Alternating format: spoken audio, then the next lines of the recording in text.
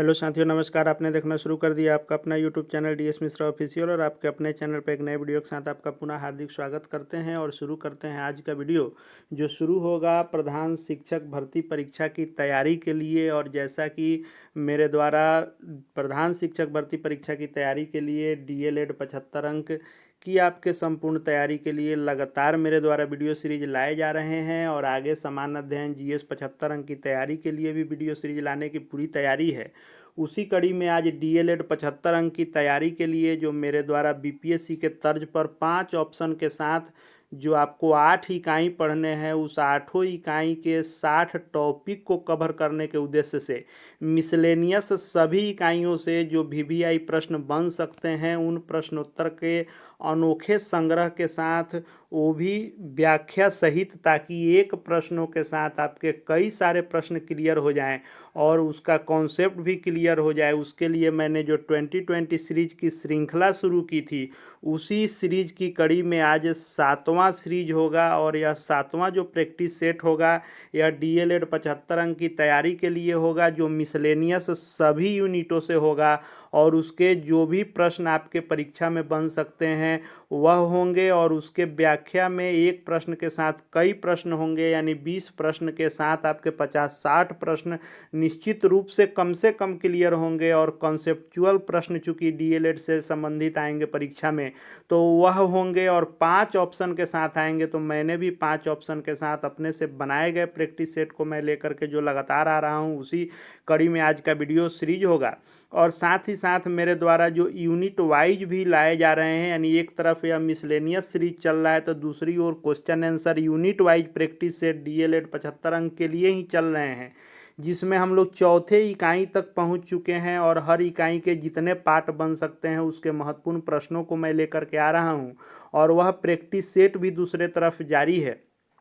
तो यदि अब तक आप उन प्रैक्टिस सेटों को जो यूनिट वाइज आ रहे हैं उनको, या यह 2020 सीरीज के बाकी प्रैक्टिस सेटों को आपने अब तक नहीं देखा है, तो वीडियो के प्लेलिस्ट में जाएंगे और प्रधान शिक्षक वाले सेक्शन में जाकर के सभी को आप निश्चित रूप से देखेंगे और आप अनुभव करेंगे कि परीक्षा में आपके लिए यह कितने बेनिफिशियल साबित होने वाले हैं। क्योंकि जो भी प्रैक्टिस सेट, चाहे यह 2020 सीरीज हो या जो यूनिट वाइज हो, हर यूनिट के सीरियल वाइज एकदम आ रहे हैं, वह दोनों हो, दोनों ही परीक्षा के दृष्टिकोण से आपको बहुत ही बेनिफिशियल साबित होंगे।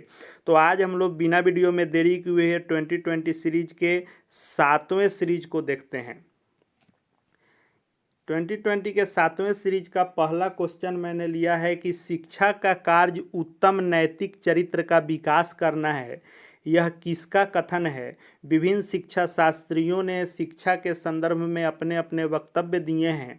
उसमें एक शिक्षा शास्त्री ने कहा है कि शिक्षा का कार्य बच्चों में, व्यक्ति में उत्तम नैतिक चरित्र का विकास कर देना ही शिक्षा है। यह कहा है हर्बर्ट महोदय ने। राइट आंसर बी हो जाएगा। हर्बर्ट महोदय ने ही कहा है कि शिक्षा का कार्य उत्तम नैतिक चारित्रिक विकास करना ही होता है। दूसरा प्रश्न है कि कार्य एवं स्वरूप के आधार पर समाज के कितने प्रकार हैं। यानी कार्य एवं स्वरूप के आधार पर भी समाज में विभिन्न लोगों का बंटवारा किया गया है और उसमें जो है अलग अलग उसके प्रकार हैं, जिसमें आपको जनजातीय समाज, कृषक समाज, औद्योगिक समाज और शिल्पी समाज आते हैं। तो पूछा जा रहा है कि कार्य और स्वरूप के आधार पर समाज के कौन कौन से प्रकार हैं। तो जनजातीय समाज भी आता है, कृषक समाज भी आता है, औद्योगिक समाज भी आता है और इसके अलावा चौथा एक होता है जिसको शिल्पी समाज भी कहते हैं। तो यह चौथा प्रकार है शिल्पी समाज। ये 4 प्रकार जो हैं कार्य एवं स्वरूप के आधार पर वर्गीकृत किए गए हैं। ये भी आपके सिलेबस में टॉपिक पढ़ना है। तो राइट आंसर डी हो जाएगा, उपरोक्त में एक से अधिक। बीपीएससी ऐसे ही ऑप्शन देगा, 3 सामान्य ऑप्शन रहेंगे और चौथा हर प्रश्न में उपरोक्त में एक से अधिक और 5वां उपरोक्त में से कोई नहीं होगा। इसीलिए इस प्रैक्टिस सेट में मैं 5 ऑप्शन को लेकर के आ रहा हूँ ताकि आपको अनुभव हो जाए कि कैसे इन 5 प्रश्नों के 5 ऑप्शन के साथ आपको प्रश्नों को बनाने हैं। आगे हम लोग ये भी देखेंगे कि कैसे ऑप्शन के साथ बीपीएससी जो है खेल खेलता है और कैसे उससे बचा जा सकता है, उसको भी हम लोग आगे के कुछ प्रश्नों में, वैसे प्रश्नों को भी मैं शामिल कर रहा हूँ। तीसरा प्रश्न है कि ज्ञान एक ऐसी शक्ति है जिसकी सहायता से कोई भी कार्य किया जाना संभव है।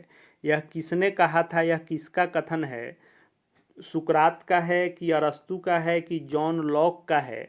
तो सुकरात महोदय का यह कथन है कि ज्ञान एक ऐसी शक्ति है जिसकी सहायता से कोई भी कार्य किया जाना संभव है। यह सुकरात का कथन है।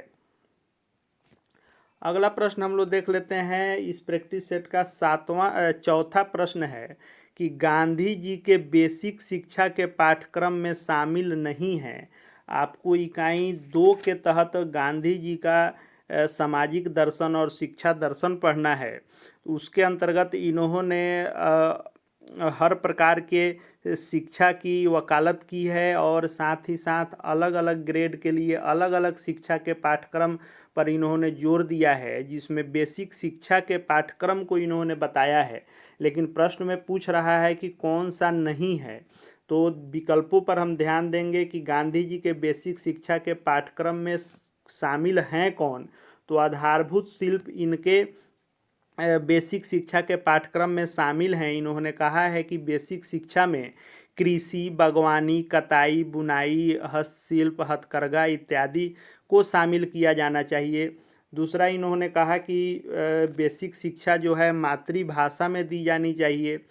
लेकिन इन्होंने बेसिक शिक्षा में विदेशी भाषा का जिक्र नहीं किया कि विदेशी भाषा में ये इन्होंने बताया कि बेसिक शिक्षा नहीं होनी चाहिए, यह मातृभाषा में होनी चाहिए। तो यहाँ पूछ रहा है कि कौन नहीं है, तो जो नहीं है वही सही ऑप्शन है। तो राइट आंसर सी हो जाएगा। विदेशी शिक्षा गांधी जी के बेसिक शिक्षा के पाठ्यक्रम में शामिल नहीं है। 2020 सीरीज के 7वें सीरीज का 5वां प्रश्न हमने लिया है दीवा स्वप्न से, जो आपको इकाई 2 के तहत ही गीजू भाई बधेका के दीवा स्वप्न के पुस्तक के बारे में, जिसमें शिक्षा के प्रयोग के बारे में कहानी लिखी गई है, उससे संबंधित प्रश्न आपके परीक्षा में आने वाले हैं। तो दीवा स्वप्न के किस खंड में शिक्षक के प्रयोग की यात्रा एक सार्थक मंजिल तक पहुंच चुकी थी? आप जानते हैं कि 1932 ईस्वी में गुजराती भाषा में गीजू भाई बधेका ने यह पुस्तक लिखी थी, दीवा स्वप्न। तो गीजू भाई बधेका के द्वारा 1932 में जो गुजराती भाषा में दीवा स्वप्न पुस्तक लिखी गई, यह एक शिक्षक के प्रयोग की यात्रा लिखी गई और इसके टोटल 4 खंड बनाए गए कि 4 खंड में कैसे एक शिक्षक अपना एक प्रयोग करता है और बच्चों की शिक्षा से संबंधित यह एक शिक्षक की यात्रा के बारे में लिखी गई है। तो हर खंड में एक निश्चित उद्देश्य तय किए गए शिक्षकों के, जिसमें चौथा जो खंड था उसमें जाकर के चौथे खंड में शिक्षक की प्रयोग की यात्रा अपने मंजिल तक पहुंचती है। तो राइट आंसर सी हो जाएगा। चतुर्थ खंड में, दीवा स्वप्न के चतुर्थ खंड में शिक्षक के प्रयोग की यात्रा एक सार्थक मंजिल तक पहुंच चुकी थी। अगले और छठे प्रश्न को हम लोग देख लेते हैं। मारिया मॉन्टेसरी के अनुसार शिक्षक की भूमिका क्या होनी चाहिए? आपको ये भी इकाई 2 से ही है, जिसमें मारिया मॉन्टेसरी के ग्रहणशील मन पुस्तक है और उसमें जो विकास के क्रम बच्चों के बताए गए हैं, जिसमें मुख्यतः 3 क्रम बताए गए हैं, उसके उपक्रम भी बताए गए हैं। उस किताब से संबंधित बच्चों के सीखने के संबंध में जो भी पद्धति यानी मॉन्टेसरी पद्धति का आविष्कार भी मारिया मॉन्टेसरी ने ही किया था और उसी को इस टॉपिक में पढ़ना है, जो आपके परीक्षा में बहुत ही महत्वपूर्ण होगा। तो यह जो शिक्षक की भूमिका इन्होंने बताई है, इन्होंने बताया कि बच्चों की जो शिक्षा होनी चाहिए वह बिल्कुल स्वतंत्र होनी चाहिए, उनको करके सीखना चाहिए, जीवन के अनुभवों से सीखना चाहिए। लेकिन उसमें जो शिक्षक की भूमिका होनी चाहिए वह एक निरीक्षण एवं निर्देशक की होनी चाहिए। इनके निरीक्षण में और इनके निर्देशन में बच्चे स्वयं से स्वतंत्रता पूर्वक करके सीखें, पढ़ें, इस पर इन्होंने जोर दिया। तो अनुशासन एवं दंडदाता तो होगा ही नहीं, व्याख्याता एवं परीक्षक होगा नहीं, निरीक्षण एवं निर्देशक की भूमिका शिक्षक की होनी चाहिए। अगला प्रश्न हमने लिया है, डॉक्टर जाकिर हुसैन ने शिक्षा को कितने स्तरों में विभाजित किया है। ये भी इकाई 2 के तहत ही है। इकाई 2 शिक्षा दर्शन के लिए बहुत ही महत्वपूर्ण है। विभिन्न शिक्षा शास्त्रियों जैसे महात्मा गांधी, गिजू भाई बधेका, रविन्द्रनाथ टैगोर, मारिया मांटेसरी, ज्योतिबा फूले, जाकिर हुसैन, जे कृष्णमूर्ति, जॉन डीवी, इन सभी के शिक्षा दर्शन को पढ़ने हैं और उससे प्रश्न बनेंगे परीक्षा में। तो वहीं डॉक्टर जाकिर हुसैन वाले टॉपिक से मैंने लिया है कि इन्होंने जो शिक्षा के स्तर बताए वह कितने स्तर बताए, तो 3 बताए या 5 या 7। तो डॉक्टर जाकिर हुसैन ने शिक्षा के कुल 5 स्तर बताए, जिसमें इन्होंने प्राथमिक, पूर्व माध्यमिक, माध्यमिक, उच्च शिक्षा और विशेष शिक्षा, यानी प्राथमिक, पूर्व माध्यमिक, माध्यमिक, उच्च शिक्षा और विशेष शिक्षा, ये कुल 5 इन्होंने शिक्षा के स्तर को बताया और इस 5 स्तरों में विभाजित किया कि शिक्षा को 5 स्तरों में विभाजित करके विभिन्न स्तर के अलग अलग पाठ्यक्रम, अलग अलग उद्देश्य और अलग अलग उम्र क्षमता के अनुसार पाठ्यक्रम इत्यादि तय किए जानी चाहिए डॉक्टर जाकिर हुसैन ने, इसलिए इसको 5 स्तरों में विभाजित किया। 8वां प्रश्न है कि जीन पियाजे के अनुसार अमूर्त संक्रियात्मक अवस्था कौन सी अवस्था होती है। तो जीन पियाजे का आपको नैतिक विकास का क्रम आपको पढ़ना है, कोहल वर्ग का पढ़ना है, जिसमें जीन पियाजे ने 4 कुल अवस्थाएं बताई हैं और इन 4 अवस्थाओं के बारे में इन्होंने बताया है कि बच्चों का जो विकास, नैतिक विकास होता है, इन 4 अवस्थाओं से होकर गुजरता है, जिसमें जो चौथी और अंतिम अवस्था है उसी को अमूर्त संक्रियात्मक अवस्था कहते हैं। यह चौथी और सबसे अंतिम अवस्था होती है बच्चों की, जिसका उम्र 11 वर्ष से लेकर 15 वर्ष तक होता है। राइट आंसर इसका सी हो जाएगा। और इस 11 वर्ष से 15 वर्ष की उम्र में जो अमूर्त संक्रियात्मक अवस्था का नाम दिया है जीन पियाजे महोदय ने, इसमें बच्चों के अंदर सभी प्रकार के संप्रत्ययों का विकास हो जाता है, भाषा की योग्यता आ जाती है, संप्रेषणशीलता आ जाती है, विचारने की शक्ति, सोचने की शक्ति, तर्क करने की शक्ति, कल्पना तथा निरीक्षण अवलोकन करने की शक्ति का विकास पूर्ण रूप से होने लगता है, जो अमूर्त संक्रियात्मक अवस्था कही जाती है। और यह 11 वर्ष से 15 वर्ष तक होती है और यह चौथी और अंतिम अवस्था है जीन पियाजे के विकास के अवस्थाओं में। 9 नंबर प्रश्न है, एरिक्सन के अनुसार उद्यमिता बनाम हीनता की अवस्था क्या होती है। तो ये भी जो है आपको ये पढ़ना है। इकाई 3 या 4 के अंतर्गत, 3 के अंतर्गत ही पढ़ना है, जिसमें व्यक्तित्व विकास के विभिन्न आयाम पढ़ने हैं इकाई 3 के अंतर्गत, जिसमें एरिक्सन के बारे में भी आपको पढ़ना है कि एरिक्सन के द्वारा जो टोटल 8 अवस्थाएं बताई गई व्यक्ति के विकास की, जिसमें शैशवावस्था से लेकर बुढ़ापा तक की अवस्था 8 अवस्थाएं शामिल हैं और विभिन्न अवस्थाओं को अलग अलग नाम इन्होंने दिया है। उसी में से यह पूछा जा रहा है कि उद्यमिता बनाम हीनता की अवस्था कौन सी होती है। तो जो 6 वर्ष से लेकर 11 वर्ष तक की अवस्था होती है, जिसको कीड़ा अवस्था भी कहते हैं, यह कीड़ा अवस्था जो होती है, इसी कीड़ा अवस्था को उद्यमिता बनाम हीनता की अवस्था कहते हैं। इस 6 वर्ष से लेके 11 वर्ष की अवस्था में यदि बच्चों को कुछ करने की स्वतंत्रता दी जाती है तो उनके अंदर उद्यमिता की भावना पनपती है। वहीं यदि हर कार्यों की मनाही की जाती है तो उनके अंदर एक हीनता की भावना आ जाती है। इसी 6 से 11 वर्ष की अवस्था को उद्यमिता बनाम हीनता की अवस्था कहते हैं। 10 नंबर प्रश्न है कि भारतीय बाल कल्याण परिषद के कार्यक्रम हैं। एक संस्था है जिसे भारतीय बाल कल्याण परिषद कहा जाता है, जिसका शॉर्ट रूप है ICCW। प्रश्न ये भी बन सकता है कि ICCW का पूरा रूप क्या है।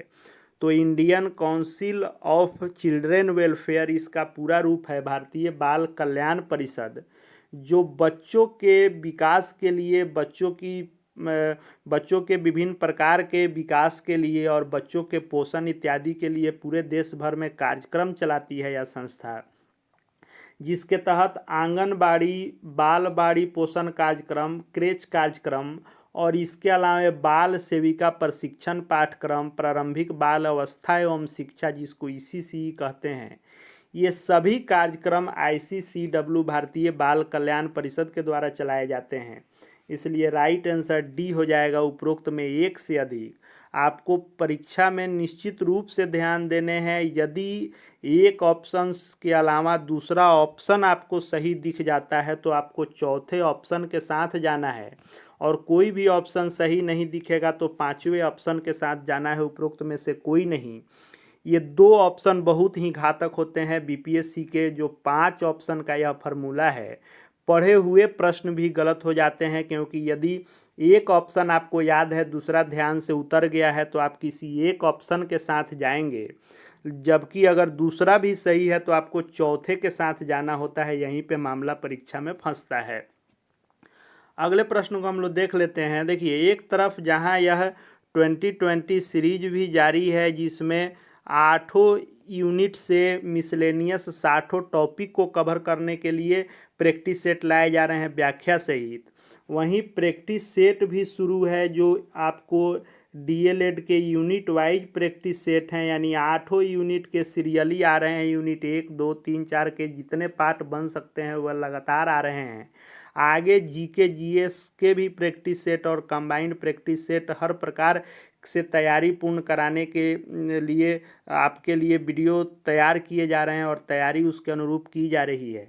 इसके लिए आप निश्चित रूप से चैनल से जुड़ जाएं, चैनल को सब्सक्राइब कर लेंगे और घंटी वाला बटन प्रेस कर लेंगे, ताकि जो भी आगे प्रधान शिक्षक से जुड़े महत्वपूर्ण वीडियो आए वह आप तक पहुँचे।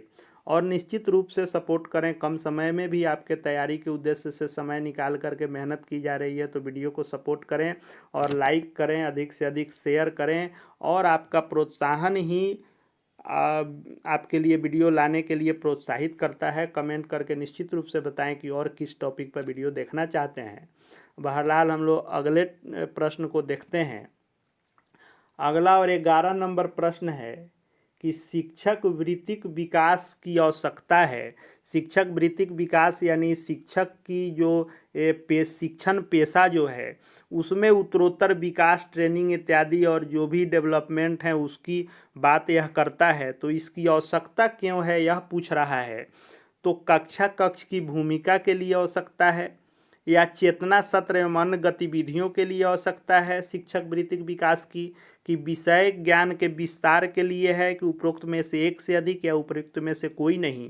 तो शिक्षक वृत्तिक विकास यानी शिक्षक को अपने पेशा में दक्ष बनाने के लिए जो उनका वृत्तिक विकास करना है वह कक्षा कक्ष की भूमिका के लिए भी जरूरी है, चेतना सत्र एवं अन्य गतिविधि जो उनको कराने हैं उनके लिए भी जरूरी है, विषय ज्ञान के विस्तार के लिए भी जरूरी है।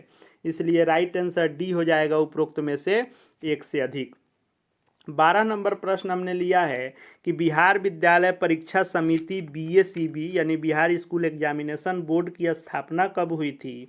आपको पता है कि इकाई 6 के अंतर्गत विभिन्न संस्थाओं के बारे में आपको पढ़ने हैं। शिक्षा से संबंधित जितनी संस्थाएं हैं सबके बारे में आपको पढ़नी है। उसी से यह प्रश्न है कि BACB की स्थापना कब हुई थी, 50 में, 51 में, 52 में कब हुई थी। तो 1952 ईस्वी में बिहार विद्यालय परीक्षा समिति की स्थापना हुई थी। राइट आंसर सी हो जाएगा। 13 नंबर प्रश्न हम लोग देख लेते हैं कि शिक्षकों की शिक्षा के लिए उत्तरदायी संस्था कौन है, यानी अध्यापक के डिग्रियों के लिए उनकी शिक्षा के लिए कौन सी संस्था उत्तरदायी है। NCERT की, NCTE की, CBSE। शिक्षा के संदर्भ में तो NCERT भी काम करती है, लेकिन NCTE इसका ऑप्शन होगा। National council of teacher education, जो आपके DLED, BEd, MEd, BPEd इन सभी के लिए यह पाठ्यक्रम से लेकर रूल रेगुलेशन तक तय करती है, मान्यता इत्यादि देती है। NCTE संस्था ही शिक्षकों की शिक्षा के लिए सबसे उत्तरदायी संस्था है।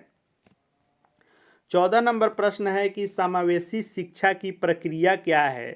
इकाई 7 के अंतर्गत आपको भारतीय समाज में समावेशन और समावेशी शिक्षा इत्यादि के बारे में पढ़ना है। उसी से यह प्रश्न है कि समावेशी शिक्षा की प्रक्रिया कौन सी होती है। मानकीकरण होता है कि संस्था रहित शिक्षा होता है कि शिक्षा की मुख्य धारा होती है। तो जो समावेशी शिक्षा की प्रक्रिया है उसके अंतर्गत पहला है मानकीकरण, दूसरा है, यह पहला हो गया या दूसरा हो गया संस्था रहित शिक्षा, तीसरा हो गया शिक्षा की मुख्य धारा, और चौथा जो है वह है समावेश, और समावेशी शिक्षा की यही प्रक्रिया है। समावेश चौथा है, इसलिए दिए गए तीनों ऑप्शन सही हैं, तो चौथे ऑप्शन के साथ आपको जाना होगा, उपरोक्त में एक से अधिक। 15 नंबर प्रश्न है कि शिक्षा में समानता, समता और सामाजिक न्याय में क्या अवरोध हैं। यानी शिक्षा में जो समानता, समता और सामाजिक न्याय की कल्पना की जाती है और महत्वपूर्ण है, उसमें बहुत सारे अवरोध हैं। उसमें कौन कौन से हैं दिए गए विकल्पों में। तो समाज में जो असमानताएं व्याप्त है वह इसका कारण है अवरोध का, या सामाजिक आर्थिक पृष्ठभूमि, अलग अलग समाज से लोग हैं, अलग अलग आर्थिक पृष्ठभूमि है, अमीर गरीब का खाई है, या सांस्कृतिक असमानता है, कौन सा है इसमें। तो तीनों ही ऑप्शन जो है, समानता, समता और सामाजिक न्याय जो शिक्षा में चाहिए उसके लिए अवरोध उत्पन्न करते हैं। तो तीनों ऑप्शन सही हैं, तो चौथे ऑप्शन के साथ आपको जाना होगा, उपरोक्त में से एक से अधिक के साथ आपको जाना होगा। 16 नंबर प्रश्न है कि शिक्षक अस्मिता के पहलू हैं।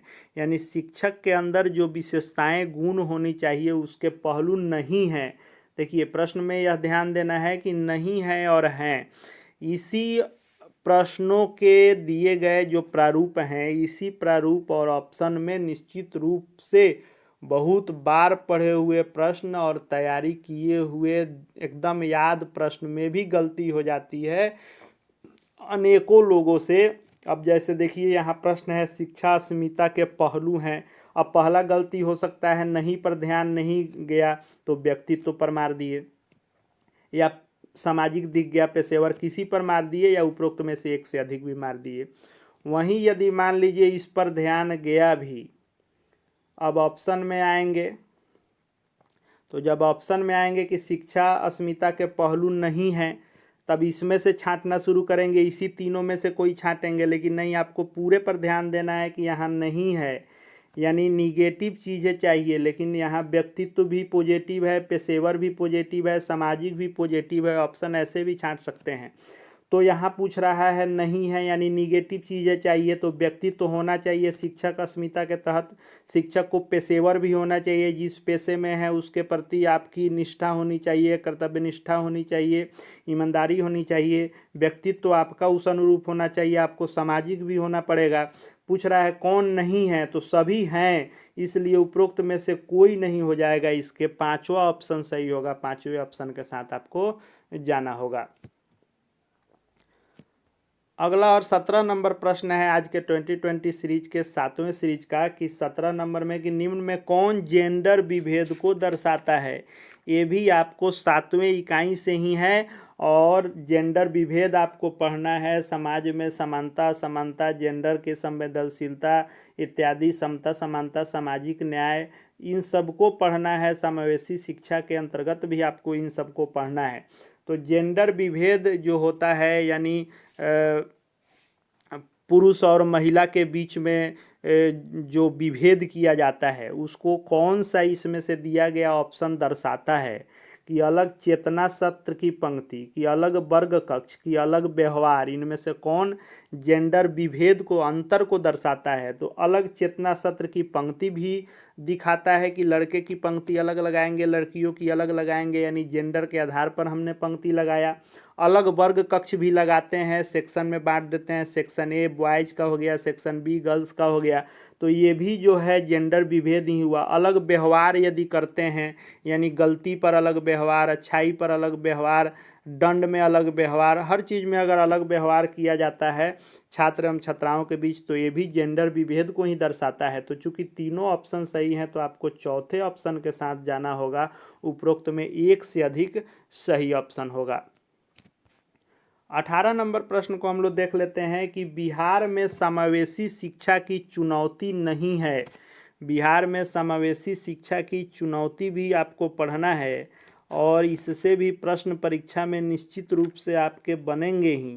और बिहार में समावेशी शिक्षा का अर्थ यह हुआ कि जो सामान्य बालक, विशेष बालक और छात्र छात्राएं सभी के शिक्षा की जो एक साथ शिक्षा देने का जो पैटर्न है उसी को समावेशी शिक्षा कहते हैं।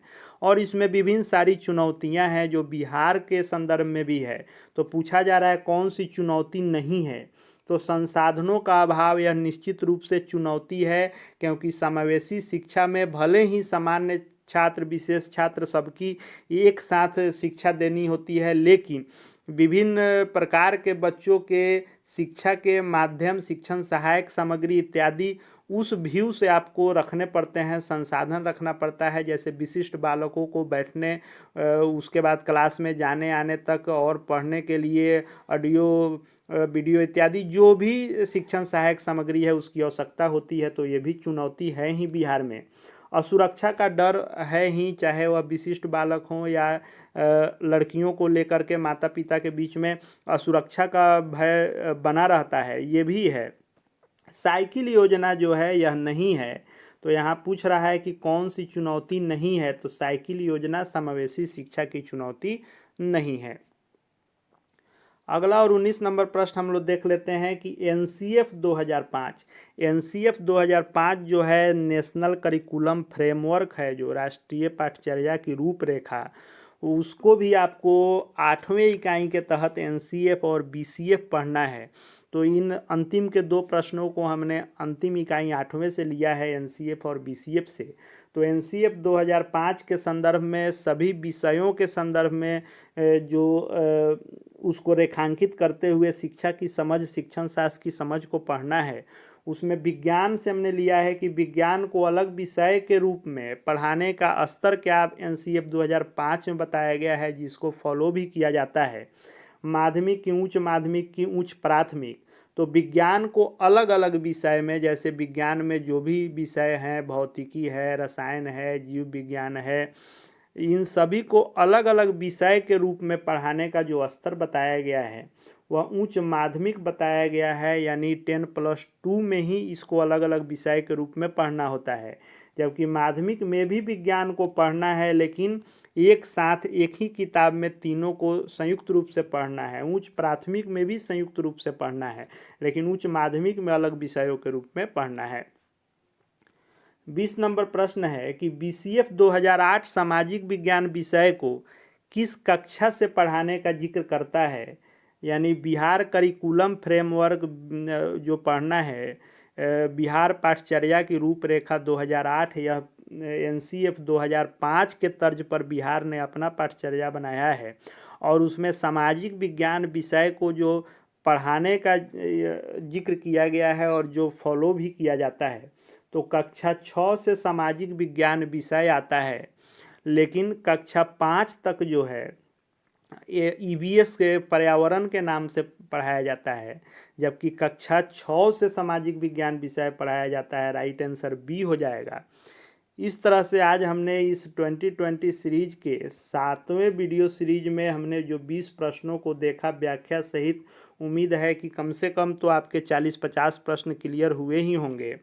यह जो है कंटिन्यू सीरीज जारी रहेगा, जो यह मिसलेनियस है 8 इकाई से कंबाइंड, ताकि आपको पता चल सके कि तैयारी जो आप कर रहे हैं, विभिन्न माध्यमों से तैयारी कर रहे हैं, तो 8 इकाई में आपकी कितनी तैयारी हो गई है।